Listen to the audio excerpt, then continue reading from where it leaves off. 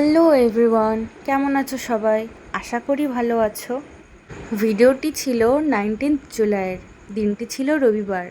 রথের মেলায় ঘুরতে গিয়ে বৃষ্টিতে ভিজে প্রচণ্ড পরিমাণে ঠান্ডা লেগে যায়।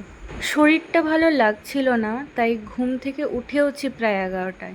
উঠেই ঝটাফট ফ্রেশ হয়ে চলে আসলাম নিজের কাজ গোছাতে।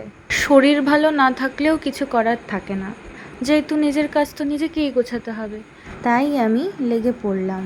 প্রথমে আমি আমার বিছানাকে ঝেড়ে পরিষ্কার করে গুছিয়ে নিলাম। তারপর আমি চলে গেলাম আমার টেবিল পরিষ্কার করতে।